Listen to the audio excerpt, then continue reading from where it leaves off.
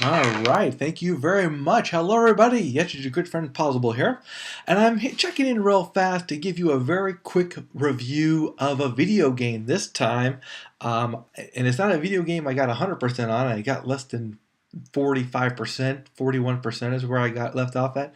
But that's all you need to enjoy Lego Marvel superheroes. You know, the Lego world has always been incredible ever since I got into it, which was back with Lego Indiana Jones. Lego Star Wars came first, but I really got into it with Lego Indiana Jones. You know, they have a winning formula. You take pieces, they're in Lego format, everything falls apart, everything is Legos, and it's the wonderful world of what it would be like if everything was Legos. That said, they now have brought it to the world of superheroes, and they've really changed a lot. You know, back in the day, people didn't talk much. Here they talk all the time. The story used to be something a story we knew that they legalized, if that is a word. I guess it is now, legalized to make Lego, and what they did is they now have the same old thing. They take characters from other licenses and they give them a brand new story. They let them talk, and that brings us to this one. Now this one has changed the format even more. Now, mind you, I left off around Pirates of the Caribbean. What was another one where they talked? Lego Batman 2, where they began to learn how to talk. Those all had a similar format. You started off in your location, and then you went from place to place to enter the mission. Here it's different. Here it's more like free roaming environment, and it took me a while to really get used to this. You're in a free roaming environment. You've got, think of it like Zelda, or another extent, Grand Theft Auto. You go to missions, okay? Other than that, you're free roaming. You have your races, you have your side missions, you've got your Deadpool missions. Now, the Deadpool missions are shorter, but not as short as the one-off gold brick mission.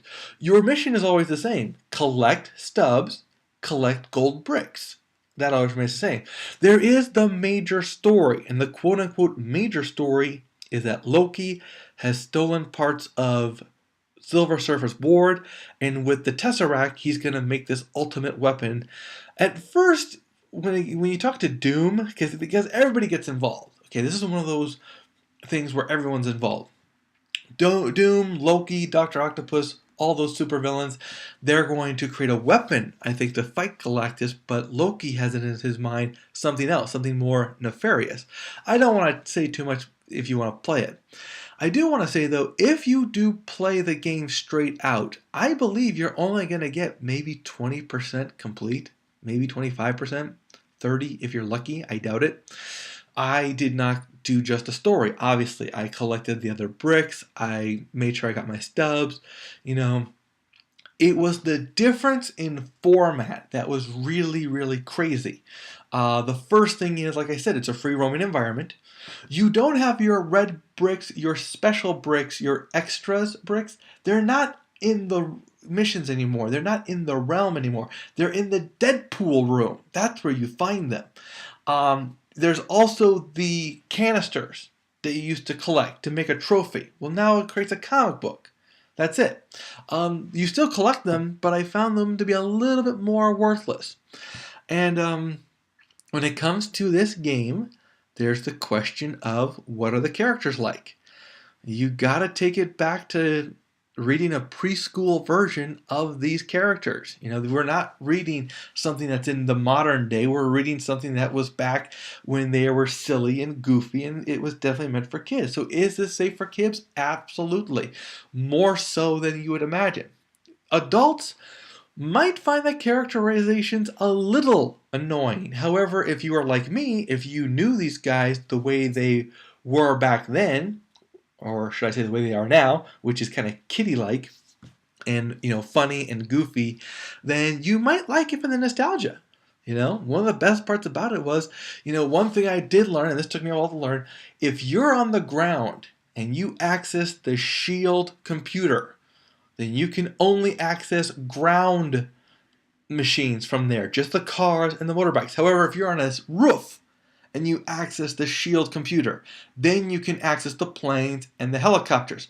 I got my Spider-Man helicopter in this game, not the same as the one like I had back in 1970, but you know what? They both crashed. Hey, what can I say? I'm consistent. But you know what? It's got a lot going on with it, if not almost a little bit too much. You know, for me, the hardest part was understanding the change in format, but that wasn't the worst. The worst was the controls. You know, it wasn't easy to fly as Iron Man or the Human Torch. You know, I had difficulty flying with it. I had difficulty understanding that Jean Grey, Magneto, only flew so high and they hovered the rest of the way. Okay, it took me a while to get that. You have to learn to play with these people, meaning you have to learn what their strengths are, what their limitations are, how Spider-Man works. You know, Spider-Man does not crawl walls like you would want him to.